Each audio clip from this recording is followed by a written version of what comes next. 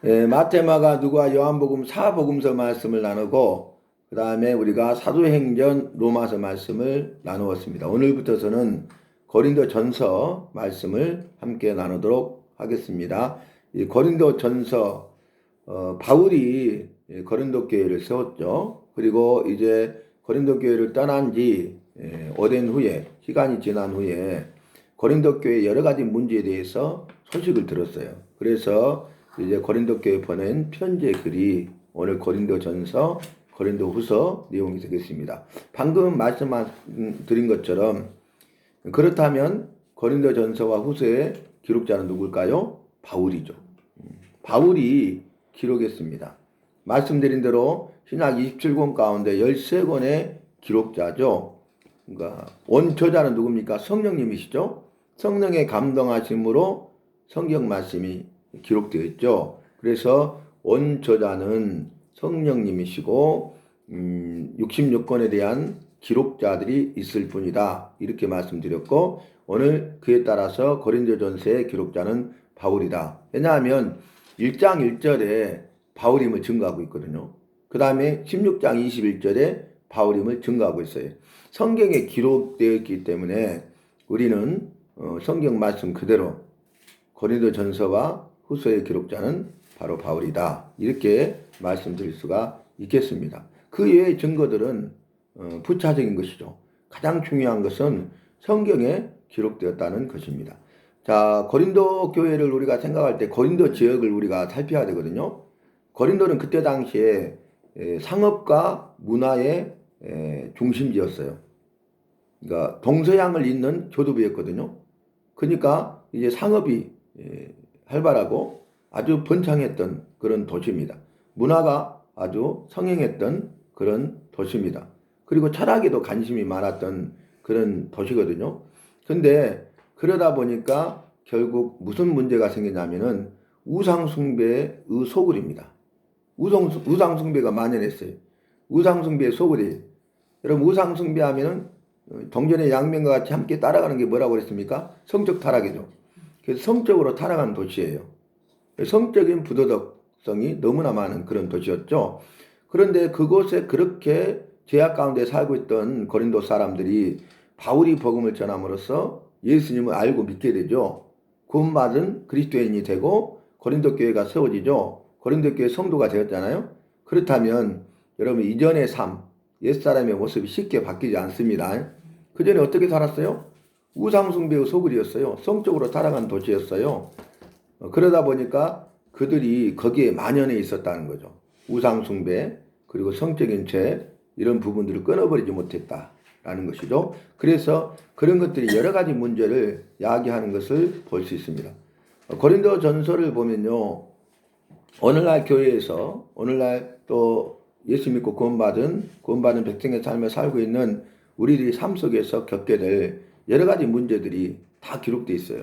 그리고 그 수많은 문제들에 대한 해답도 기록되어져 있습니다. 그래서 실질적으로 우리가 그리스도인으로서 이 세상과 구별된 삶을 사는 데 있어서 승리할 수 있는 삶의 비결이 고린도전서, 고린도후서에 기록되어져 있습니다. 우리가 삶 속에서 예수 믿는 사람으로서 부딪히게 될 여러 가지 문제들이 있거든요. 그 문제들을 해결할 수 있는 방법, 그 문제를 해결할 수 있는 지혜, 그 문제를 해결할 수 있는 해답이 고린도전서, 고린도후서에 기록되어져 있다는 것입니다. 고린도는 말씀드린 대로 상업과 문화가 발달하고 도덕적으로 타락한 로마의 식민지였습니다. 로마가 그때 당시 세계를 정복한 세계적인 제국이죠. 로마가 세계 제국으로서 1500년 동안 종속한 아주 강력한 나라였죠. 가장 오랫동안 세계를 정복한 존속한 나라가 로마 아니겠습니까? 그래서 고린도 지역도 예의 없이 로마의 식민 통치를 받은 지역이었다. 그리고 말씀드린 대로 동서양 무역과 여행의 중요한 교차로 역할을 했다. 그러다 보니까 그들이 문화적으로는 헬라 철학에 대한 관심이 높았어요. 철학은 이성, 지혜를 중요시하죠. 그러니까 그들의 삶의 기본 베이스가 뭡니까? 철학 사상을 통해서 그들이 이성을 중요하게 생각하고 지혜를 자랑하는 그런 사람들이었죠. 그런데 그들이 바울이 전한 복음을 통해서 예수 믿게 되고 또 고린도 교회가 탄생하게 된 것이죠.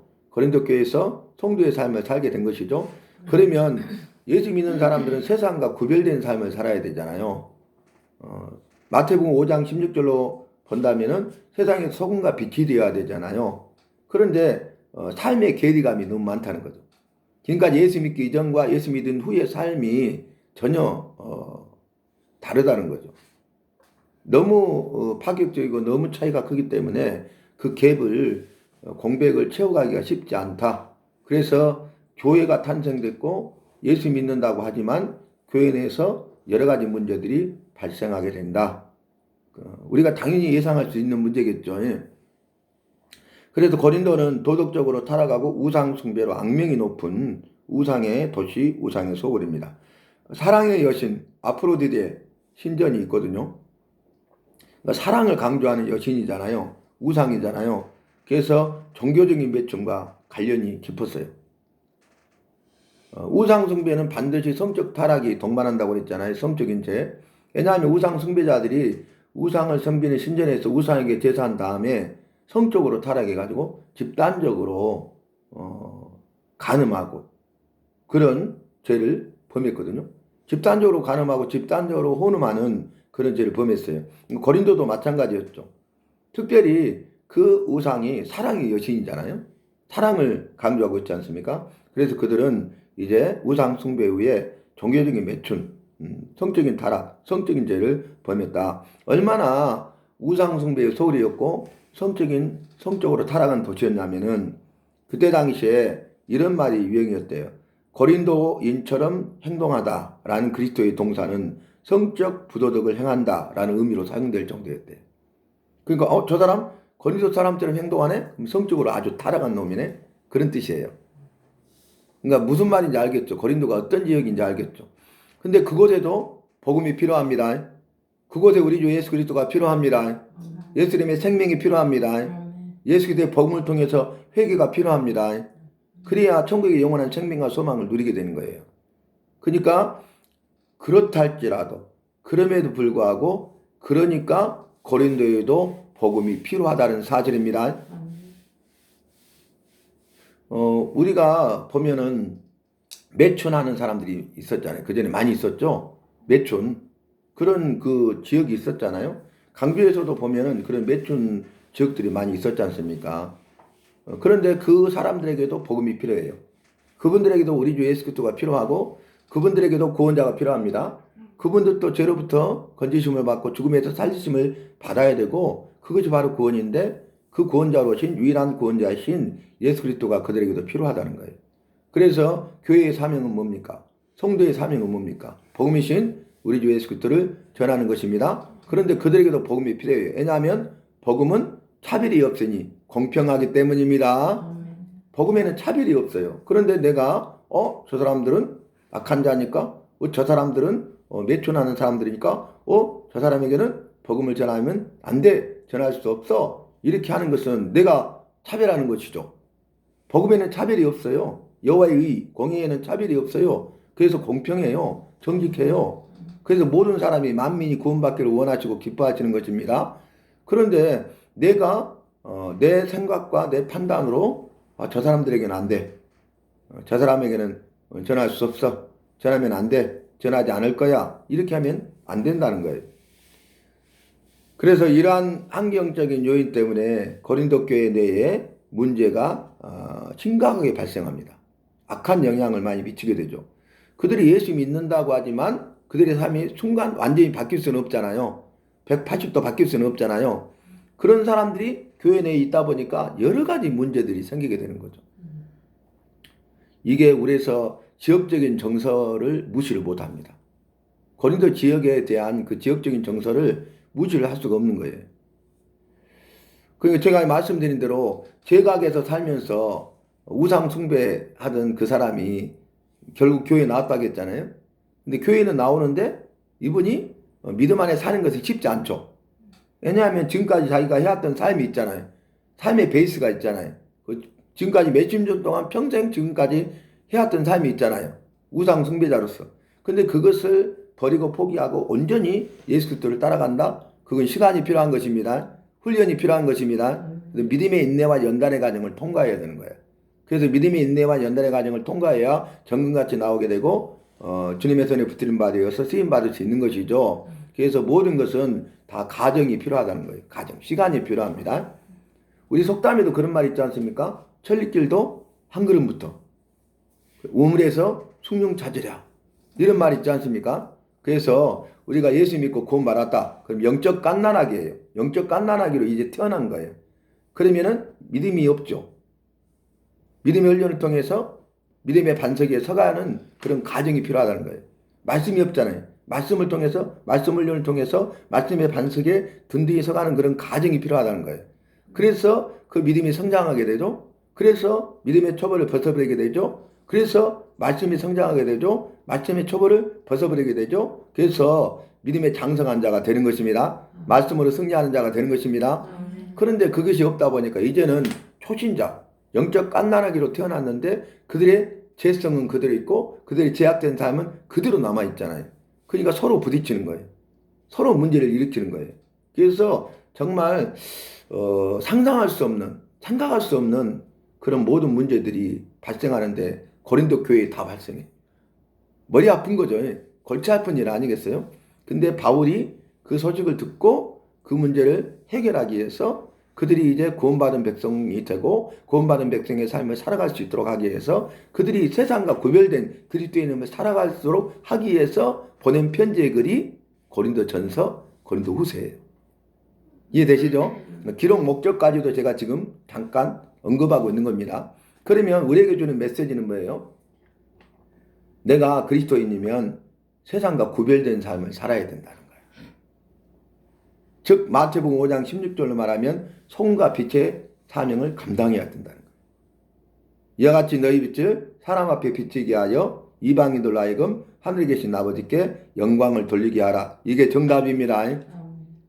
그리스도인의 삶은 바로 여기 있는 것이에요. 여러분, 우리가 예수를 믿는다는 것은 그 어떤 것을 만나는 것이 아니라 예수님을 만나는 일입니다. 예수님 한 분을 만나는 것입니다. 그 예수님을 믿는 것입니다. 구원받는 것입니다. 구원받은 백성의 삶을 살아가는 것입니다. 어떤 교회를 보고 건물을 보고 사람들을 보고 예수 믿는 것 아닙니다. 뭐 교회를 만나는 것 아니에요. 사람을 만나는 것 아니에요. 예수님을 만나야 됩니다. 예수님 한 분을 만나야 됩니다. 왜냐하면 예수님만이 복음이기 때문입니다. 예수님만이 구원자이시기 때문입니다. 예수님만이 내 죄를 용서하시고 예수님만을 나를 사망에서 생명으로 옮기시고 천국에 들어가게 하시고 영원한 생명과 복을 누리게 하시기 때문에 그렇습니다. 그래서 기하신 주여 날 붙드사 날마다 주께로 더 가까이 영생의 복 받기 원합니다. 나를 붙드시고 날마다 주께로 날마다 더 가까이 나가게 하시고 영생의 복을 주시는 분은 우리 예수님이십니다. 다른 무엇이 아닙니다. 다른 사람들이 아닙니다. 오직 한 분 예수님이십니다. 오직 예수입니다. 그래서 오직 예수라는 말이 성경에 기록되어 있잖아요. 오직 예수 외에는 없어. 오직 예수만이 우리의 소망이고 예수만이 생명이고 예수만이 영원한 생명인 줄로 믿습니다. 그래서 고린도 교회는 바울이 2차 선교 여행 중에 고린도에 1년 6개월 동안 머물렀거든요. 그러면서 그곳에서 세운 교회가 고린도 교회입니다. 고린도 교회는요, 이방인들과 유대인으로 구성된 큰 교회였어요. 교회는 컸어요. 근데 아까 문화적인, 지역적인 그런 상황이 있었잖아요. 그런데다가 또 이방인들만 믿는 교회도 아니고 유대인들만 믿는 교회도 아니고 이방과 유대인들이 함께 믿음 생활하는 것이 고린도 교회예요. 그러니까 서로 다르겠죠. 문제들이 생기겠죠. 충돌하게 되겠죠. 분쟁이 생기겠죠. 이건 예상할 수 있는 데 아닙니까? 그래서 고린도 교회 하면은 분열, 분쟁의 교회. 딱 떠오른 게 뭐냐? 고린도 교회에 대해서 우리가 알잖아요. 그럼 고린도 교회 하면은 분열, 그리고 분쟁 했던 교회. 쉽게 말하면 머리 아프고 골치 아픈 교회. 꺼려하는, 누구도 가고 싶어 하지 않는 그런 교회로 생각할 수 있어요. 그런데 그런 사람들에게 복음이 필요하다는 거예요. 그곳에 복음이 필요합니다. 고린도 교회에 복음이 필요합니다. 그곳에 예수님이 필요합니다. 그 사람들에게 예수님이 필요합니다. 고린도 교회에 예수님이 필요합니다. 우리 교회에 예수님이 필요합니다. 내 안에 예수님이 필요합니다. 고린도 교회가, 고린도 교회 성도들이 예수님을 만나야 돼요. 우리 교회가, 내가 예수님을 만나야 합니다. 그걸 우리에게 역설적으로 보여주고 있는 거죠.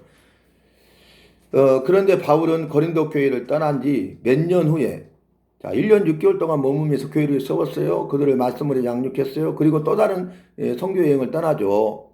그래서 고린도 교회를 떠난 지 몇 년 후에 글로의 집 사람들을 통해서 고린도 교회 여러 가지 문제들에 대한 소식을 듣게 되었어. 그러니까 너무 마음이 아픈 거죠. 구원받은 백성의 삶을 살아가야 되는데, 예수 믿고 구원은 받았는데 구원받은 백성의 삶과 전혀 다른 삶을 살잖아요. 동떨어진 삶을 살잖아요. 세상 사람들과 다를 바 없는 삶을 살잖아요. 이전의 삶을 살잖아요. 옛사람의 삶의 모습을 보여주고 있잖아요. 그래서 고린도서 5장 17절 말씀에서는 그런즉 누구든지 그리스도 안에 있으면 새로운 피조물이라 이전 것은 지나갔으니 보라 새 것이 되었도다. 아멘. 이제 이 말씀의 배경이 이해가 되시죠? 고린도 교회 상황 때문에 이렇게 말한 거예요. 이전 것은 지나갔다고. 보라 새 것이 되었다고. 이제는 새로운 피조물의 삶을 살아야 된다고요. 구원받은 백성의 삶을 살아야 된다고요. 이 세상과 믿지 않는 자들과 구별된 삶을 살아야 된다는 것입니다. 고린도 교회 문제들을 제가 한번 이렇게 정리를 해봤어요. 고린도 교회는 첫 번째 바울과 아볼과 게바와 그리스도의 파로 나뉘어져 있었어. 나는 바울에게, 나는 아볼로에게, 나는 게바에게, 나는 그리스도에게 속하였다. 그래서 서로 파당을 이룬 거죠. 파당. 그러니까 교회가 4분 5열 된 거죠. 바울을 따르는 사람들이 있고, 아볼로를 따르는 사람이 있고, 게바, 베드로를 따르는 사람이 있고, 그리스도만 따르는 사람들이 있더라 그 말이에요. 교회는 이렇게 분열되면 안 됩니다. 여러분, 사단의 역사는 분리와 분열의 역사예요. 성령의 역사는 일치와 연합의 역사입니다. 사단의 역사는 분리를 통해서 분열시키고야 만다고요. 분리를 통해서요, 결국 분열하게 만들어요, 결과가. 근데 성령의 역사는 뭐냐면 일치, 하나 되게 하셔서 연합을 이루십니다. 한 몸 되게 하십니다. 그래서 바울도 고린도 전서를 쓰면서 너희는 그리스도의 몸이다 그래요. 한 몸이라는 것을 이야기하죠. 그 몸 안에 붙어있는 여러 지체라고 말하고 있죠. 그래서 이것은 뭡니까? 일치죠. 연합이죠. 분리와 분열이 아니죠. 예를 들어서 한 몸인데요. 나는 발이 그래요. 나는 눈이 싫어. 그리고 딱 몸에서 떨어져 버려요. 그럼 죽는 거죠. 이런 말 많이 들어봤죠. 나는 교회 성도들한테 시험 들었어. 목회자한테 시험 들었어. 나는 그래서 교회가 싫어. 그래서 지금 교회를 안 다니고 있어. 똑같아요. 그죠? 너무나 믿음이 없는 거죠. 너무나 어리석은 거죠. 부분들. 그래서 이제 첫 번째 그 분리와 분열, 파당을 이루고 있었고, 이것은 인간적인 지혜를 자랑하는 교만으로 분열의 원인이 됩니다. 분리가 됐잖아요, 서로. 파당은 분리잖아요. 그래서 분열의 원인이 돼서 그 분리의 결과 분열하게 돼요. 찢어 나뉘어지게 된다 그 말이에요. 교회가 하나여야 되는데 교회가 하나 되지 못하는 거죠. 여러분, 이것은 뭐예요? 사단의 역사가 분명합니다. 왜냐하면 성령이 하나 되게 하셨습니다. 성령이 하나 되게 하신 교회야. 고린도 교회는 성령이 하나 되게 하셨어. 그러면 우리가 구원받은 백성으로서 고린도 교회 성도들이 할 일은 뭐냐면 성령이 하나 되게 하심을 힘써 지키는 일입니다. 그런데 성령이 하나 되게 하셨는데 분리와 분열, 나뉘어버렸어. 하나됨을 지키지 못했어. 사단의 역사입니다. 그래서 우리가 이 분리와 분열의 역사냐, 일치와 연합의 역사냐, 이걸 우리가 잘 살펴봐야 된다 그 말입니다.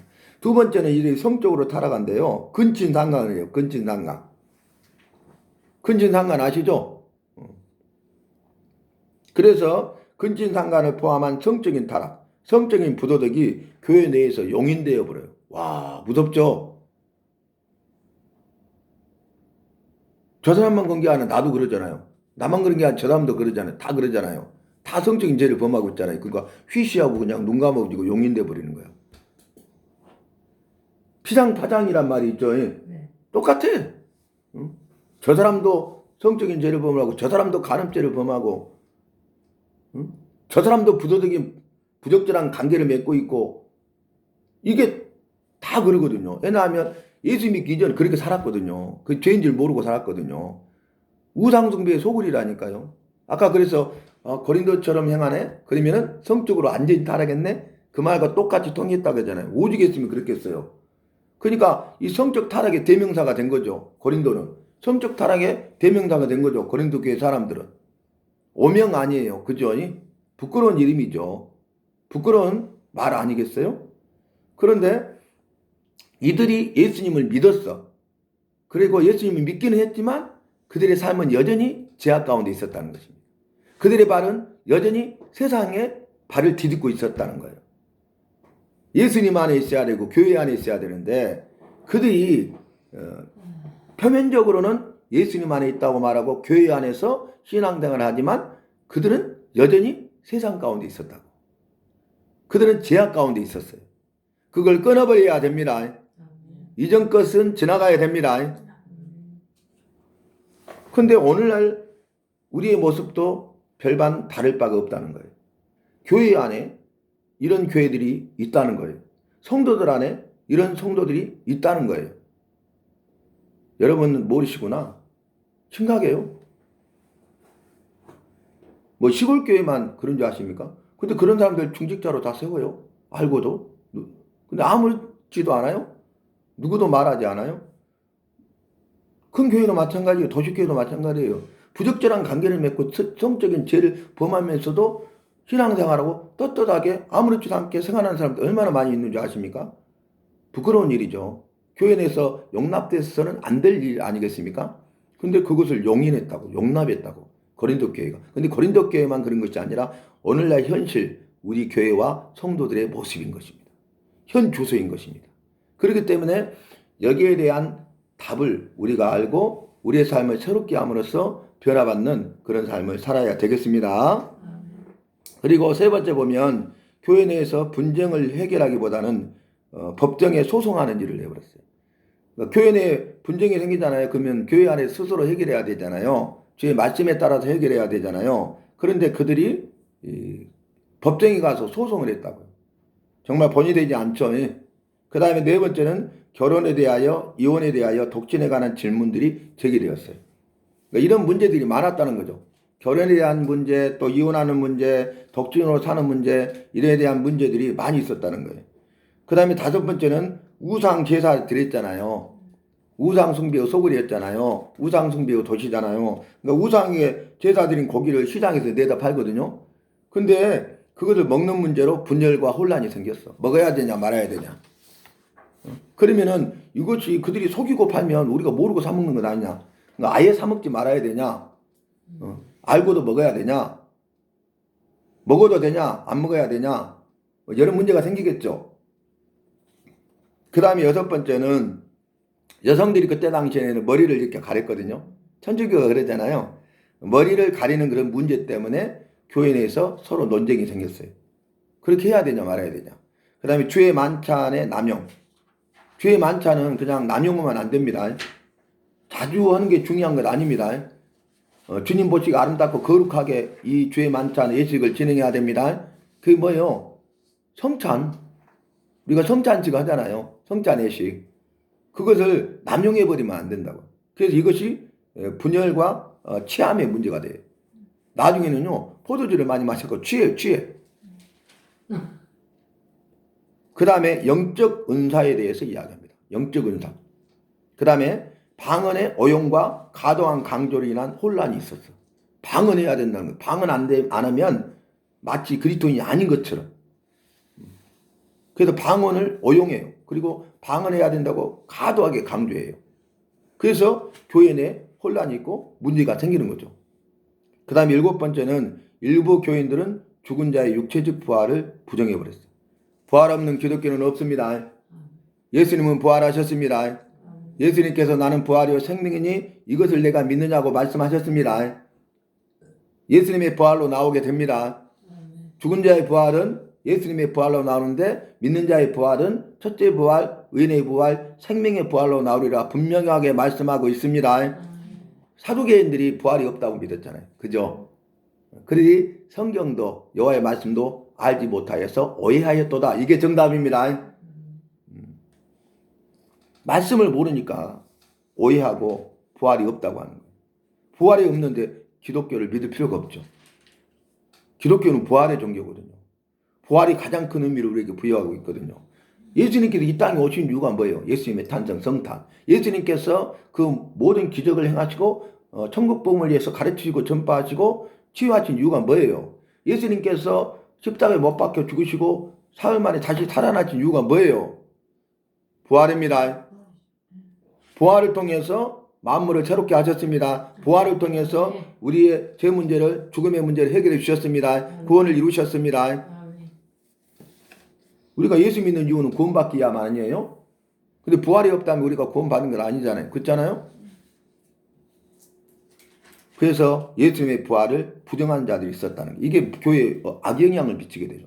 8번째는 예루살렘 교회를 위한 연보에 대한 지침이 필요했어요. 헌금을 어떻게 할 것인가? 여러분 헌금에 대해서 제가 정의했는데 기억나십니까? 벗겨볼까요? 기쁨과 즐거움과 감사함으로 자원하여 믿음으로 준비하여 드리자. 기쁨과 즐거움과 감사함으로 자원하여 믿음으로 준비하여 드려야 그것이 주님이 기뻐 받으시는 예물입니다. 주님이 받으시는 드림의 예물이 됩니다. 주님께 드리는 드림의 예물이 됩니다. 그래서 그렇게 드리면 드림의 예물이 되고 나눔의 예물이 되고 드린 자들에게 복을 주시는 누림의 예물이 되는 거예요. 그래서 내가 드린 예물이 여호와께 드려지는 드림과 작은 소자를 섬기고 영혼들을 구원하여 살리는 나눔의 풍성한 열매와 그리고 드린 손길들이 누림의 복을 받는 드림과 나눔과 누림의 예물이 되어야 하겠습니다. 그 다음에 마지막으로 일부 교인들은 바울의 사도적 권위를 약화시키려 했어요. 약화. 바울의 사도성을 인정하지 않으려고 했다고. 바울은 사도예요. 사도. 사도된 나 바울은 이렇게 나오거든요. 예수 그리스도의 사도된 나 바울은 이렇게 말하거든요. 자기가 사도임을 스스로 증명하고 있죠. 성경이 그걸 기록하게 하심으로 바울이 예수 그리스도의 사도인 것을 증거하고 있죠. 근데 일부 고린도 교회 성도들은 이 바울의 사도성을 인정하지 않으려고 했다고. 사도는 뭐냐면 예수 그리스도께로부터 보내심을 받은 자가 사도야. 자기가 스스로 온 것이 아니라 예수님께 보내심을 받은 자입니다. 복음을 위하여 보내심을 받은 자입니다. 우리 주 예수 그리스도를 전파하기 위하여 보내심을 받은 자입니다. 복음을 전하는 사람입니다. 우리 주 예수 그리스도를 전하는 사람입니다. 가서 영혼 구원하여 살리는 일을 하는 사람들입니다. 바울은 사도입니다. 바울 사도입니다. 사도 바울입니다. 그리고 이제 기록자를 보면 여호와의 뜻을 따라 그리스도 예수의 사도로 부르심을 받은 바울이다. 고린도전서 1장 1절에 고린도전서 1장 1절이 이렇게 딱 밝히고 있어요. 그러니까 기록자가 바울이. 그렇게 제가 적어놨어요. 그 다음에 16장 21절에는 나 바울은 친필로 너에게 문안한다. 아멘. 그러니까 이 고린도전서의 기록자는 바울이고 저자는 성령 여호와다. 성령님이시다. 그리고 이 고린도전서는 바울이 에베소에 머물던 시기에 기록했어요. 2차 세계 전도 여행 중 고린도에 1년 6개월 동안 머물면서 예수님을 전하고 예수 믿는 자를 통해서 교회를 세웠잖아요. 그리고 나서 이제 떠났죠.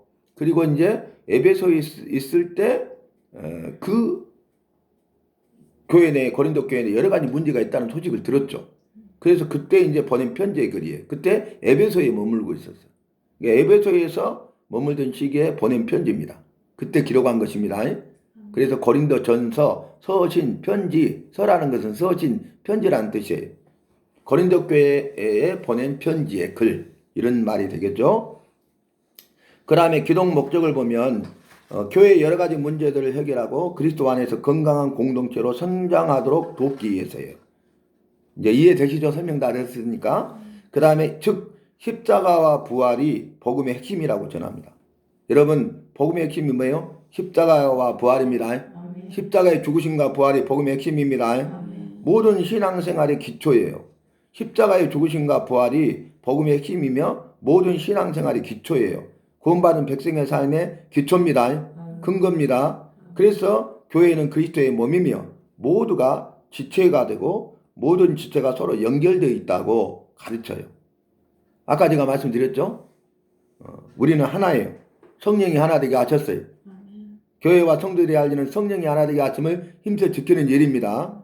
그 다음에 고린도전서 13장을 보면 우리는 사랑장이라고 그러죠. 사랑장. 그 13장을 통해서 영적인 은사보다 사랑이 더 중요하다고 강조해요. 왜냐하면 바로 앞에 12장이 은사에 대해서 말하잖아요. 은사장이잖아요. 근데 13장에 너희는 더 큰 은사를 사모하라 그랬어. 근데 그것이 사랑이라고 말했어. 그러니까 모든 은사보다 더 큰 것이 사랑입니다. 사랑의 은사입니다. 그래서 제가 보기에는 12장이 은사장이고 13장은 사랑장이다 그랬는데 12장이 은사장이면 13장은 은사장입니다. 더 큰 은사, 사랑의 은사장입니다. 그렇게 보는 것이 더 정확해요. 그래서 고린도전서 13장을 통해 영적 은사보다 사랑이 더 중요하며 모든 기독교인, 그리스도인의 삶의 원리가 되어야 함이 강조하고 있어요. 사랑이 모든 구원받은 백성의 삶의 원리입니다. 여호와는 사랑이십니다. 여호와의 사랑 아가페 사랑입니다. 그리고 성도는 세상과 구별된 삶을 살아야 한다고 가르치기 위해서 고린도전서를 기록했어요. 야, 너희는 성도잖아. 이전의 삶과 다르잖아. 이전에 네가 아니잖아. 구원받았잖아. 구원받은 백성의 삶을 살아가야 되잖아. 그러면은 이제는 성도로서 세상과 구별된 삶을 살아야 돼. 그 말입니다. 이전의 모습처럼 너희들이 우상 숭배하면 안 된다 그 말이. 이전의 모습처럼 성적으로 타락한 죄를 계속 범해서는 안 된다 그 말이. 이것을 교회 내에서 용인하고 용납해서도 안 된다는 것이. 이것은 죄라는 겁니다.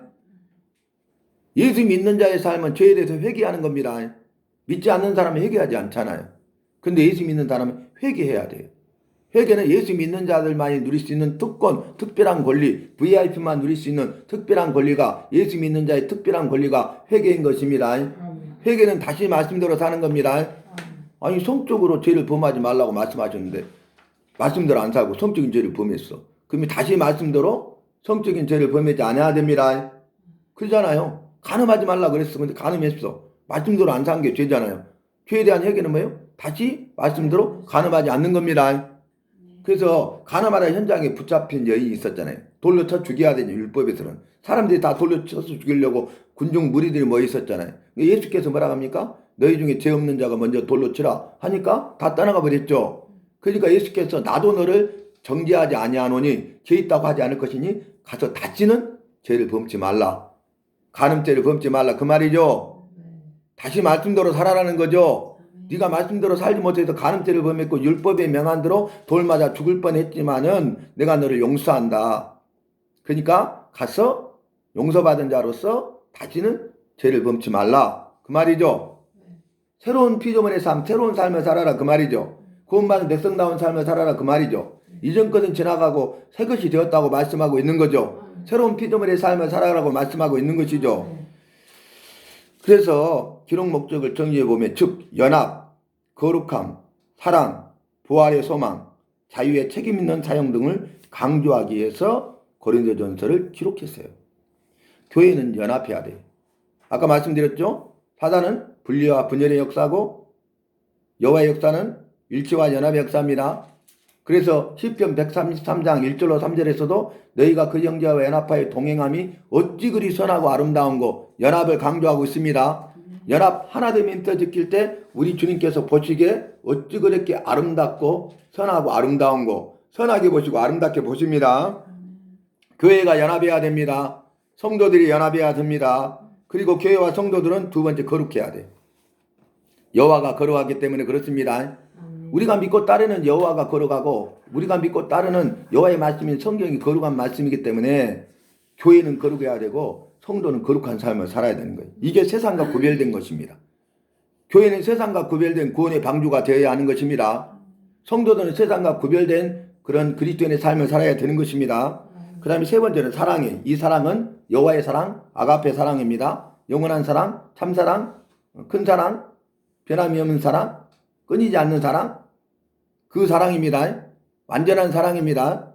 예수님의 사랑입니다. 성령님의 사랑입니다. 그 다음에 부활의 소망에 대해서 이야기해요. 부활이 없다고 그랬잖아요. 근데 우리는 부활의 소망이 없으면 정말 미련한 자죠. 어리석은 자죠. 예수 믿을 필요가 없죠. 부활의 소망이 없다면. 우리가 이곳에 있을 필요도 없죠. 이 시간에 이곳에 있을 필요가 없잖아요.